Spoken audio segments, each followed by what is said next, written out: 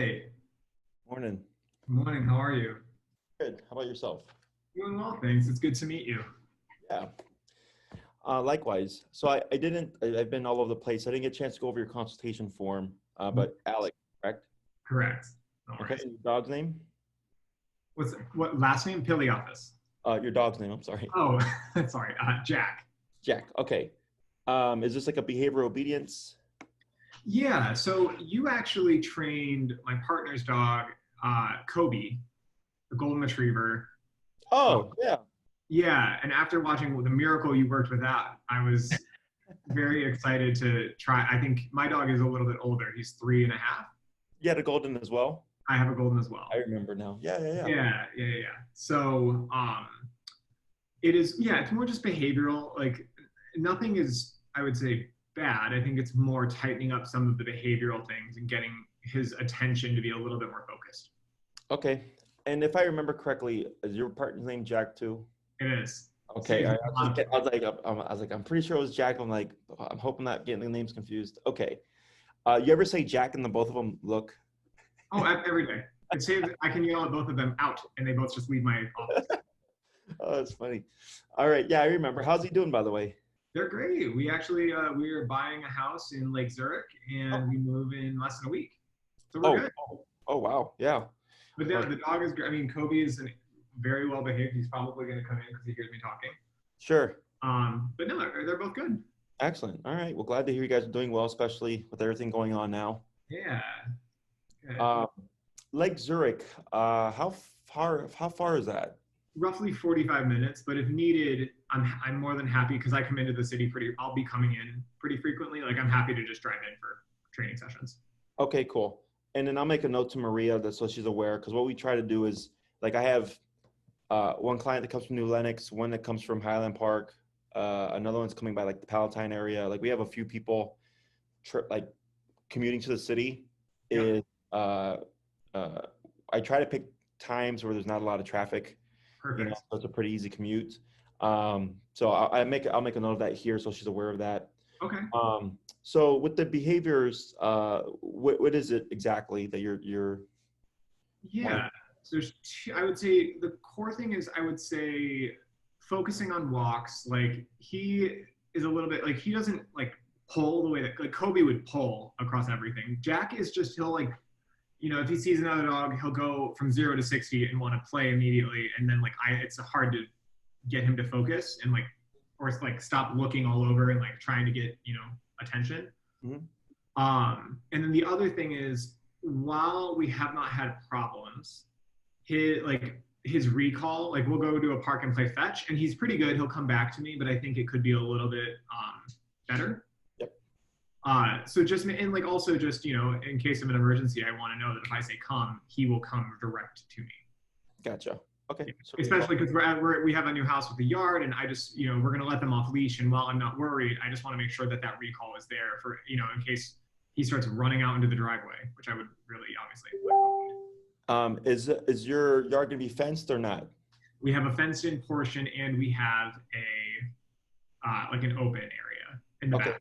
So there's like trees and everything else, and I'm not worried. Jack normally will stay within a certain radius of me, Yeah. but if he sees a squirrel, I just want to know that if I call him, he will come back. Sure. Okay. And sorry, I forgot to note to you, because of COVID, we started recording the Zoom sessions and the training sessions and stuff. Sure. It helped a lot in terms of like so promoting ourselves. Yeah. If you see a little, I think it like says recording on your screen or something. Yeah. Okay. No worries. Yeah, a lot's changed since I worked with Jack, with Kobe. Okay, so we got focus on walks, we got recall. Anything else with Jack here? No, I mean the overexcitement I think is the big thing when it comes to like appropriate ways to like if we see another dog, if we let him stop in a minute, he'll just immediately go into puppy play mode. Mm-hmm. And I want him to be a little bit more controlled in that, or if I say come, he stops. Gotcha. Versus me having to pull, because right now we use the gentle leader, which Mm-hmm. is it works fine. But I'd love to be able to go to a point where I could have him on like a standard collar again. Okay, cool. Anything else? No, nothing in terms of behavioral training. The only thing I'm nervous. So obviously I'm used to the prong collar, the 2-prong collar, which Kobe has. Mm-hmm. The one thing I'm my dog has a little bit of an anxiety issue, so I'm worried. I'm like, meaning like he just tends to stress out a little bit and then he gets the poops. I just want to be wary of like, I guess we started at a point where it's relatively low and then it's just an irritation. It won't hurt him and cause him to like go into anxiety, like crazy anxiety mode is my only real watch out. Okay, so it's a good question. So think of anxiety, fear, nervousness, or aggression as stress responses. Mm-hmm. Okay, so like for going back when I used to do like interviews, like I'd get really nervous before an interview, because I was stressed about the interview. Yeah. Or like the first day at work when we don't know what the structure is, people kind of get a little bit of anxiety because they don't know what to do.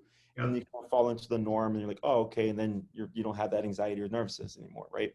Mm-hmm. For dogs, it's very much the same.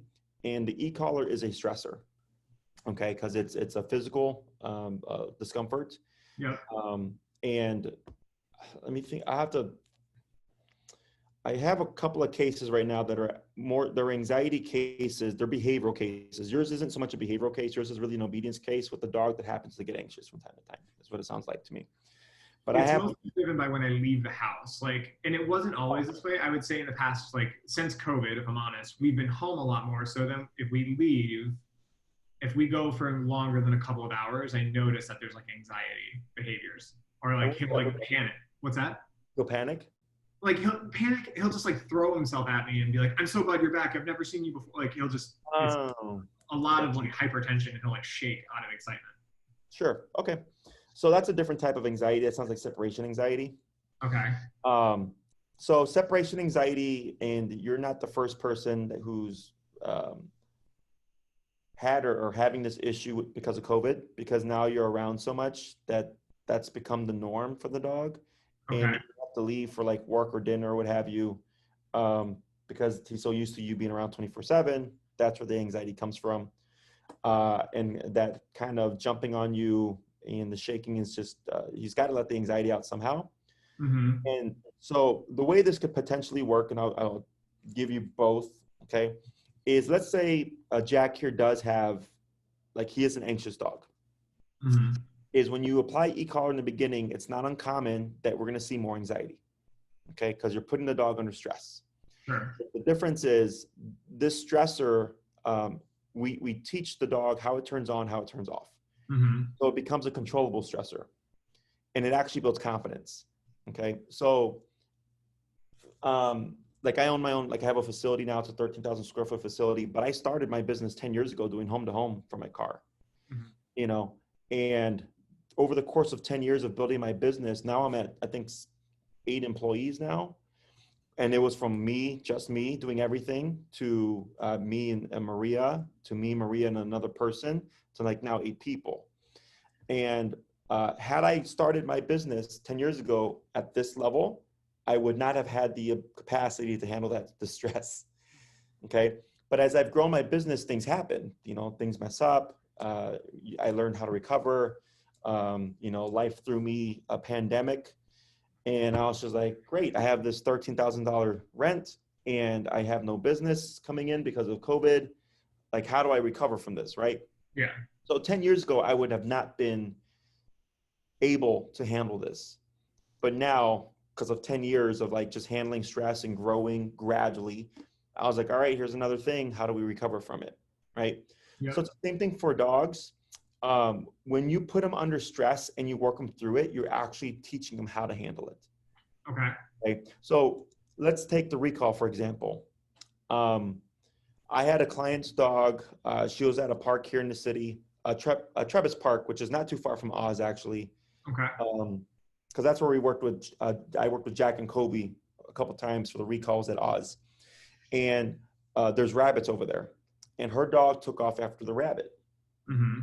And was almost in the streets. And, she did a recall, but the dog was so stuck in prey drive that she had to max out the collar in continuous with just the harshest correction that you can do, right? Yeah. And the dog yipped, jumped. She like saw the dog jump up, hit the ground, and then 180 back to her. Yeah. So then she called me up and she's like, Jesse, I'm so stressed out. Let me tell you what happened. And I told her that's exactly what you do, because that's a case of an emergency. And you had to override prey drive. But then it was such a harsh correction that the dog was like really anxious after the fact. Yep. But then the dog recovered and everything was fine, and she still takes her dog there off leash all the time. Yeah. Is I train for real life stuff. And there was that with the rabbit. That very same dog also got into a dog fight, and she was able to stop the dog and pull the dog out because of the e-collar. Again, maxed out. I had another dog who the owner had slipped out the front door and was running across the street, and she had to max it out to get the dog to come back. Had another client whose dog came face to face with a coyote, and he called the dog. He didn't have to remote him because the dog just responded. Yeah. But like, it's crazy stuff. That's how Kobe is now. Kobe is at a point where if I like pat my thigh, he comes and he sits right by my leg and my left leg. Like, he's very, very, like, he went from being, frankly, a monster on the leash to now an absolute like angel. Yeah. And so I think as long I know, after seeing what you did with Kobe and like how you've trained, like how that training has really paid off, I think my biggest thing is just making sure that Jack, like I'm aware that if I give him a shock collar, to your point, it's a physical stressor, it will go away. Right. What I don't want to do is turn it all the way up unless I have to, because I'm just mindful of like, he is a little more anxious just by design. I don't know why. Works into that. Probably. Yeah. And he's like, and he'll go from like high to low really quickly. Like, he might be tense for a moment, but then he'll come back down. As long as ultimately it doesn't cause like this crazy amount of like stress diarrhea that I can't control him for, which I'm sure it won't. That's the biggest thing. That's only the biggest problem, is that he'll get diarrhea. Gotcha. That's for years to figure out what it was. Sure. In 10 years, I've only ever had that happen once. Okay. And you know, and we're assuming it was the training, but they just kept with it. Eventually, once the dog gets it, like, it goes away. Yeah. There's always, obviously, there's no guarantees in life. Of course. But we would essentially, because Kobe, the last I remember, like, he was up there on the collar. Yeah. Like, super resilient. Like, he's so friendly, but he's super resilient, like, physically, you know. I'm not sure what Jack's going to be like, but we do things according to temperament and just physical resiliency. So, you know, he's not resilient. Well, you'd be surprised. Yeah. Like, so, because people, I get it a lot, you know, and you may be correct where it's like, we are stupid low in the collar, you know, which is great. But I get times where we walk in, the owner's like, oh, they're so sensitive, it's not going to be a problem. And the dog is super tough. Okay. We don't know till we work with them. And I've learned just not to say anything, because then I don't want to set any expectations for the owner. But the theory is we work as low as possible, but as high as needed.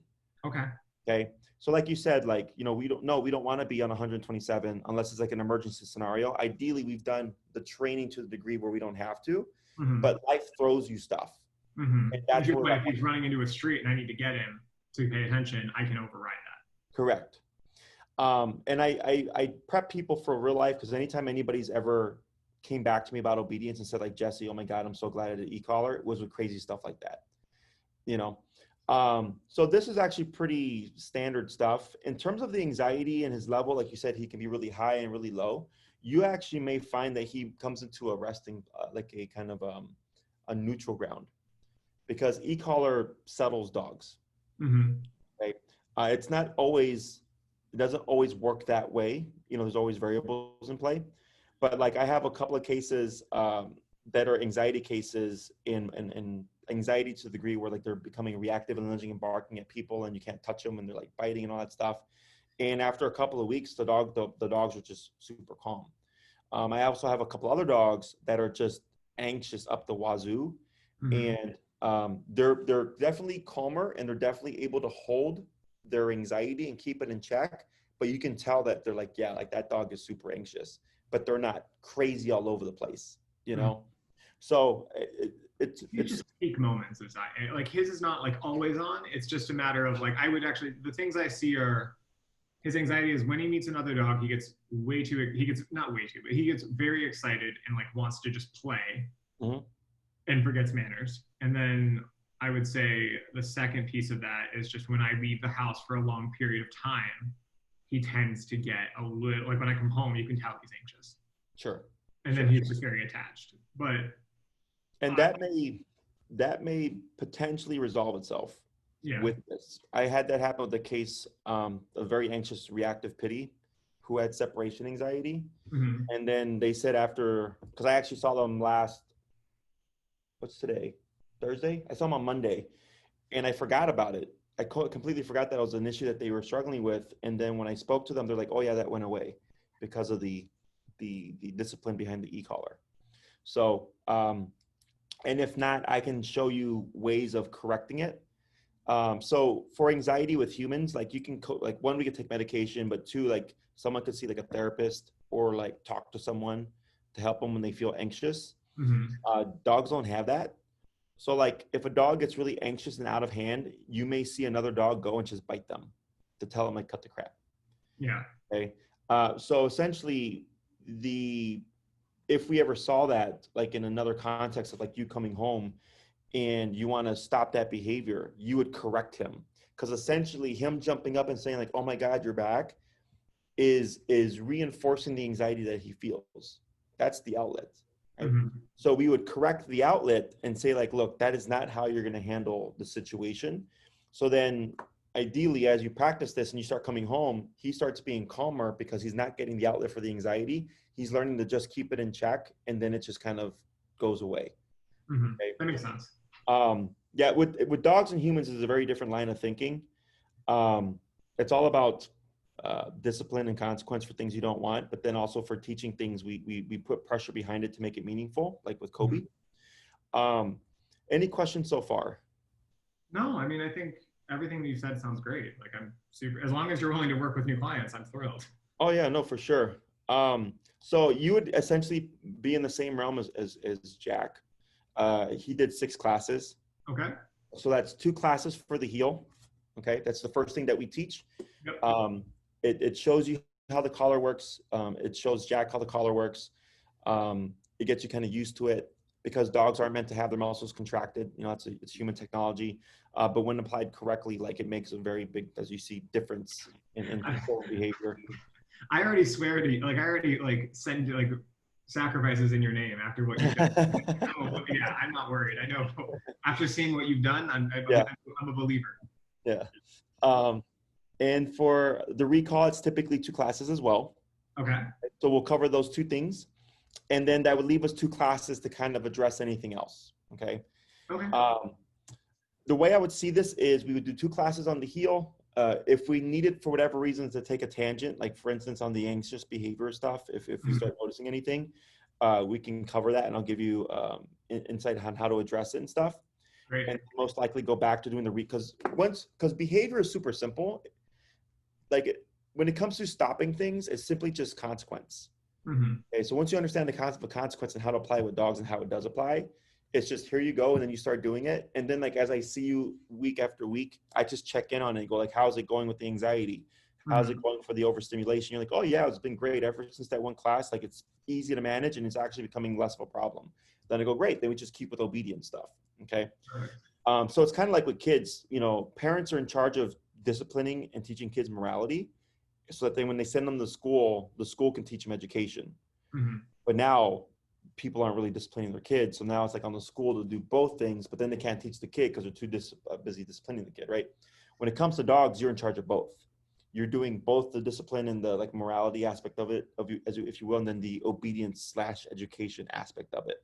Okay. So then if everything's going well, and maybe it's like, yeah, actually, I don't even need to address the behavior stuff, you know, because the theory here is once we teach the heel, the discipline behind the heel resolves a lot of problems. Mm-hmm. Okay, that's why I always start with this first, and then I'll ask you like, how's Jack's behavior been? You're like, you know what, Jesse? Since the first class, it's been a 180. He's really great. He doesn't jump on me when I come home or whatever, and all that other stuff. And I go, great. It worked like it was supposed to. Yeah. If it doesn't, then I go, no problem. This is how we approach it now. Sure.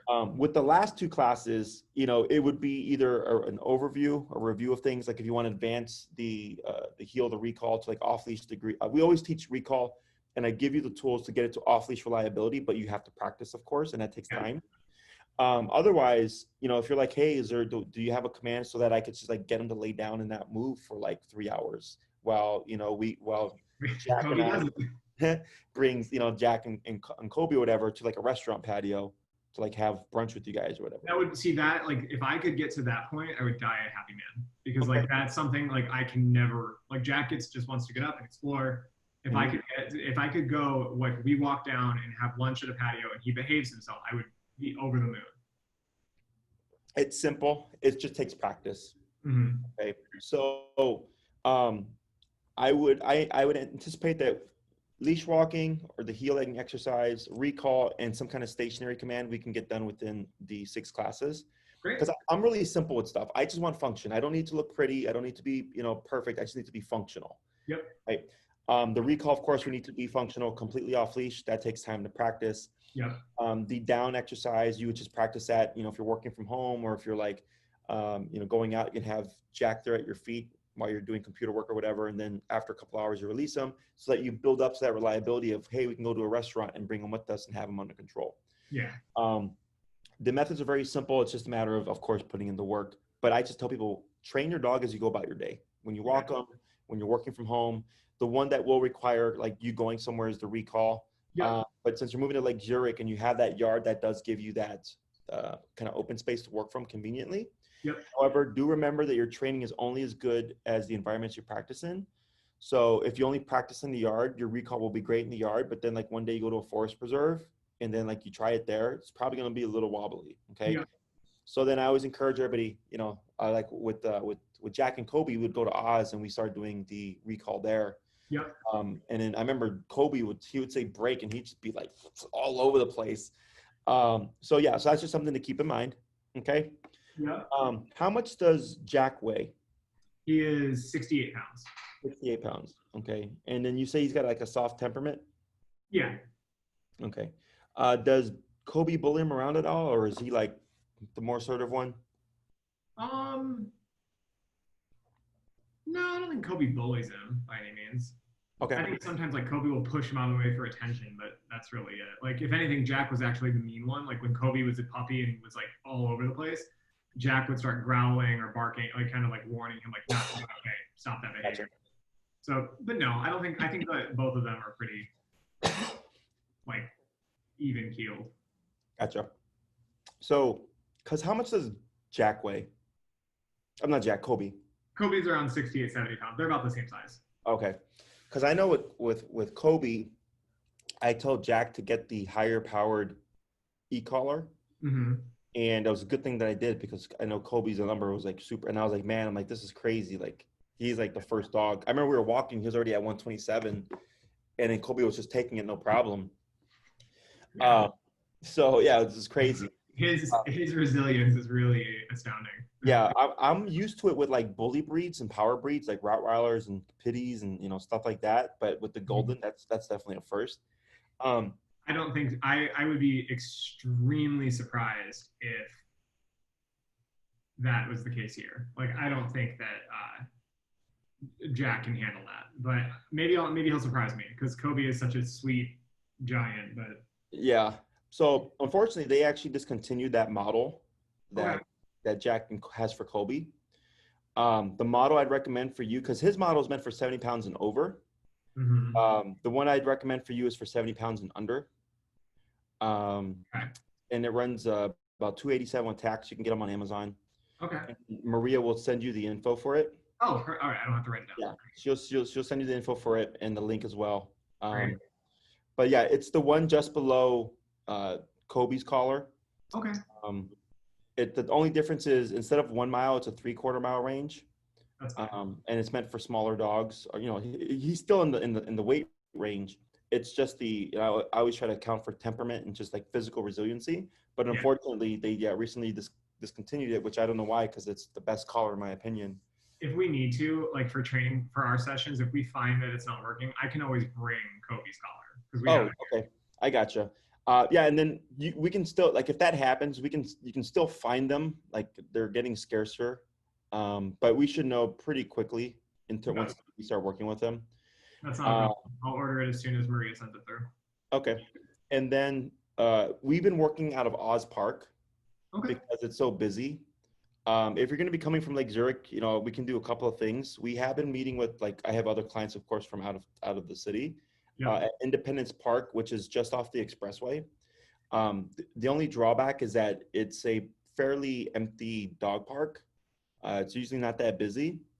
So Oz is great because there's bikers, strollers, rollerbladers, other dogs, people. There's a lot of stuff going on. I'm fine with Oz Park. Like I don't, especially if we can control. How many sessions a week is that? It's one day a week for an hour. Yeah, okay. If it's 1 day a week, I don't mind driving into Oz Park. That's fine. Okay, cool. Then I'll make a note of that as well. We're just trying to be considerate because we understand like it's the drive here, then it's a drive to Oz Park, and then it's the drive back. It's fine. Yeah. So if we drive to your facility, then we drive to Oz Park, or do I meet you there? You'd meet me at Oz. Oh, that's fine. Yeah. Because we'll have like 6 clients in a row all at Oz. Now, if like let's say it's raining on the day that we were scheduled for, you can also work out of my facility. It's a 13,000 square foot space. This way we don't get pushed back or anything. Sure. But we've not had any issues with anything transferring because of the way I use remote. It has changed a bit since I've worked with Jack and Kobe, because now it's all verbal instruction. I don't touch the dog anymore. Okay. So with Kobe, I worked with him first, then I gave him to Jack and I said, this is what you're going to do. And I coached him through it. Now I don't touch the dog. I just coach you through it from beginning to end. Okay. So it works out really well because you're learning everything from the get-go, and nothing's attached to me. And it's been doing great. People love it because they're getting the hands-on skills. I already know how to train dogs, so it doesn't matter to me. Any questions? No, I mean, I think this all sounds great. So what I'll do here is Maria's the one in charge of my calendar and stuff. And just so you know, I mean, maybe Jack filled you in about this with Kobe. But the most common question I get is, when does the e-collar go away? And in my opinion, when you need it, it doesn't. Right? So that means if you're going to be out on a walk with them and they're going to be off leash, or if you're going to be at the park and they're going to be off leash, or if you're going to go walking down a preserve on or off leash, you'd have that collar on because you can't account for life. Right? We use it. I mean, that one, Jack, because I see it with Kobe, like when we take Jack or Kobe and Jack to the park, like Kobe has his on. Yeah. So like, to me, I think it's just going to be kind of an always on, like it's a safety. Right. I don't necessarily need it. Exactly. Inside the home, like they're fine, whatever, unless you need control. But people usually, they always ask like, if the training's so good, why would I need the collar? And I tell them, it's like with people, like, if we're on the expressway, like nobody really goes the speed limit. Everybody's speeding because they can get away with it. But as soon as they see a cop car, they slow down. Yeah. So I look at the e-collar as a cop on a collar. Yep. And then, in the beginning, you'll be using it a lot because you're training. Yep. But then after he's learned everything, it's only like as a reinforcer if needed. Or if like people get lazy over the winter, so they like lax up on the collar, and then like in the springtime, it's usually like they have to revisit and tighten up things, which is just simply revisiting the exercises and playing with the number, and it's easy peasy. Okay. Yep. Anything else? No, I think this all sounds great. I mean, I'll look forward to Maria. If Maria can, I can coordinate with her, pay all of that, and then from there, I can order the collar as soon as I get the model number. Correct. I'll be good. All right, excellent. So I look forward to working with you. Likewise. Give Jack my regards, your partner, Jack. Yeah. And then we'll be seeing you soon, okay? Sounds great. Thank you so much for your time. I really appreciate it. You're welcome, Alec. Take care. All right, speak soon. Bye-bye.